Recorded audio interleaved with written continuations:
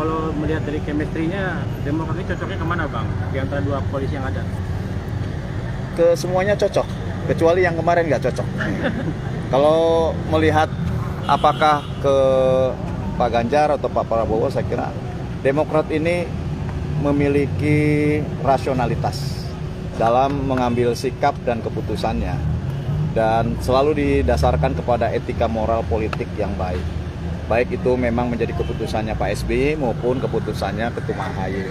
Sehingga menurut saya ini juga menjadi daya tarik. Apalagi militansi para kader di semua tingkatan juga begitu kuat. Diterpa cobaan, sempat dibegal oleh Pak Muldoko juga kita teguh untuk bisa mempertahankan kedaulatan dan martabat partai. Oleh karenanya kalau masuk koalisi juga all out. Kemarin pada waktu kami berada di koalisi perubahan, hampir di seluruh Indonesia sampai pelosok desa-desa, kampung-kampung juga kami telah memasang atribut, gitu ya. Dan kami memasang atribut juga dalam batas etika. Munculnya gambar ketum juga sebagai ketum, bukan sebagai cawapres, sebagai ketum. Tapi kemudian ini terjadi, tentu kami tidak ingin terus flashback, sehingga ke depan saya kira kita membuka ruang kepada koalisi manapun. Yang pasti kan pendaftaran sudah dekat, tanggal 10 Oktober ya. Jadi ya bagaimanapun kita harus lebih rasional. Tentu yang paling mungkin adalah gabung kepada koalisi yang sudah terbentuk, baik Pak Ganjar maupun Pak Prabowo. Jadi poros baru sudah tertutup kemungkinan itu ya Pak? Kekompakan ya antara koalisi Ganjar ini salah satu P3 yang berharap Demokrat masuk dalam koalisinya, ini gimana Bang?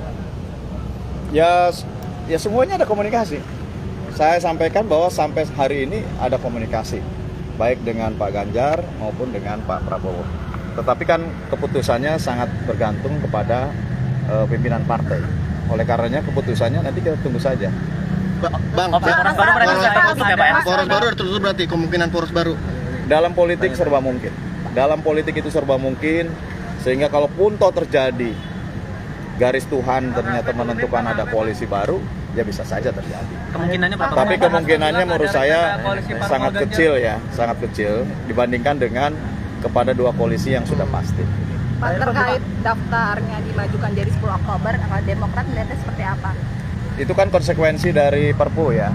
Jadi ini memang sudah, kalau Perpu kemudian sudah disetujui menjadi undang-undang oleh DPR, ya konsekuensinya kita mengikuti jadwal yang sudah ada. Pak, ini kan artinya hanya sisa 1 bulan untuk menentukan Ya, koalisi. waktu makin Cukup mepet. nggak, Pak? Insya Allah saya yakin bahwa Ketua Majelis Tinggi, Ketua Umum yang juga bagian dari Majelis Tinggi, insya Allah dalam waktu dekat dapat memutuskan kemana arah koalisi Partai Demokrat. Faktor apa yang paling dipertimbangkan Pak dalam menentukan koalisi ini? Ya faktornya pertama keterbukaan dari koalisi yang sudah ada. Kan nggak bisa Demokrat juga memaksakan. Harus terbuka dulu dari dua koalisi yang ada. Alhamdulillah dua-duanya sudah membuka. Tinggal bagaimana kemudian mendapatkan tempat ataupun jalan yang lebih pas, baik apakah di tempat Pak Ganjar maupun Pak Prabowo. Itu pertimbangannya dalam lah. Bicara soal keterbukaan berarti mempertimbangkan juga dong historis sentimen hubungan Mega dan SBY. Semuanya punya historis. Menurut saya semuanya punya historis, dan ya historis itu tentu juga menjadi bagian jalan menuju kepada koalisi gitu ya. Tetapi kan dua-duanya baik dengan Pak Prabowo maupun Bu Mega kan punya historis yang baik gitu ya. Nanti akan ke IKH aja Kalian Pak? sudah bertemu dengan Pak Hasto, benar ya Pak? Artinya sudah semakin Sudah intens. bertemu sejak masih koalisi lama juga sudah ketemu. Pak, kalian nanti Mas akan PDIP bilang udah PDIP bilang bakal parpol koalisi Ganjar bakal ketemu Demokrat. Ya, Tanggapannya itu gimana, ada. Pak? Ya, memang timnya Pak Sandiaga Uno pernah juga mengajak kepada tim kami di Partai Demokrat untuk mengajak berkoalisi. Ya semuanya dipertimbangkan, tetapi kan yang paling mungkin adalah kita berkoalisi itu bukan hanya bisa berjodoh gitu atau bisa mengusung, bahkan bisa nanti ada dalam kertas suara, tapi kan harus menang gitu ya. Nah kalau optimisme untuk menangnya juga tidak ada, kemudian masih terkendala dengan banyak persoalan, waktunya sangat mepet kan, pertimbangan utama ya kepada hal yang sangat mungkin saja dulu. Pak, kalau misalkan berkoalisi apa sih yang diminta sama Demokrat Pak? Syarat-syaratnya ada nggak Pak? Tadi Demokrat berpikir rasional saja, karena Kalau kemarin mungkin ditanya ketika masih gabung dengan Nasdem dan PKS, kami bisa menjawab karena memang itu merintis dari awal. Demokrat merintis dari awal sehingga kemudian ada daya tawar baik untuk portofolio maupun hal-hal lainnya. Tapi kan sekarang ini kan masuk dalam koalisi yang sudah terbentuk. Oleh karenanya berpikir rasional saja. Tentu kalau ada ruangnya terbuka dan dibicarakan apa yang secara rasional, tentu itu menjadi porsinya Demokrat. Bang, terakhir dari saya, faktor elektabilitas juga jadi pertimbangan nggak? Karena di antara tiga pasang ini kan Prabowo paling tinggi. Menurut saya so-so lah ya. Pak Ganjar, Pak Prabowo hampir sama lah, tidak berbeda jauh gitu ya elektabilitasnya.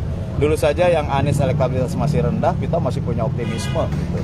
Sehingga kalau melihat dua kandidat yang berada dalam koalisi yang sangat mungkin kami bergabung, tentu ini juga sama-sama memiliki kans untuk bisa menang. Pak, Jadi di artinya koalisi kalau baru buat AHY Demokrat masuk nggak harus jadi cawapres gitu ya Pak? Rasional. Ya kalau diajak jadi cawapres siap, tapi kalaupun tidak, kami lebih rasional untuk bisa bergabung dengan. Dalam arti mengikuti alur ya Pak? Ya mengikuti apa yang memang ini sudah menjadi komitmen bersama dalam koalisi tersebut. Pak Herman yakin kalau Demokrat masuk di antara salah satu koalisi ini bisa menambah kekuatan, Pak? Oh pasti, Demokrat ya punya jaringan, Demokrat punya kader, Demokrat punya caleg, Demokrat punya struktur, Demokrat punya elektabilitas. Bahkan Mas AHY punya elektabilitas tertinggi sebagai cawapres. Ini menurut saya modal dasar untuk bisa membantu pemenangan siapapun nanti koalisi ke depan. Sudah ada rencana ketemu Bu Mega atau Pak Prabowo, Pak? Ya kalau keinginan ya ada, tapi kan ini tergantung kedua belah pihak gitu ya. Nah sampai saat ini belum ada rencana untuk bisa bertemu. Tapi nanti mudah-mudahan dalam waktu dekat mungkin ada ya bisa bertemu. Dengan Pak Prabowo mungkin dalam waktu dekat ada pertemuan ya nanti akan dikabarkan juga kepada Pak Herman, Mas katanya PDIP bilang kalau Mbak Puan sudah menjadwalkan akan bertemu dengan Demokrat. Katanya infonya 3 hari lagi ada kita pertemuan tunggu dengan saja. Bu Mega, betul Pak? Tunggu saja tanggal mainnya. Pak Herman katanya 3 Yang pasti karena ada limitasi pendaftaran capres-cawapres. Oleh karenanya memang harus ada keputusan yang cepat juga dari Partai Demokrat. Pak Herman katanya nanti kader akan ke Cikeas, apakah juga akan dibicarakan dengan Pak Ulang SBY? tahun Pak SBY nanti jam 19. Apa ada pembicaraan juga, Pak? Ya. Ada pembicaraan juga mungkin ngobrol-ngobrol. Ulang tahun Pak SBY, bahkan kami tadi malam sudah gladi resik untuk bernyanyi. Nah, jadi ya silakan teman-teman kalau juga mau ikut ke Cikeas, turut serta dalam memeriahkan dan tasyakuran ulang tahunnya Pak SBY ke-74 ya nanti jam 19. Mas, tapi udah ada obrolan belum soal akan bertemu dengan Mbak Puan itu? Semuanya dibicarakan, kemungkinan-kemungkinan dan semuanya dikomunikasikan dengan partai-partai koalisi.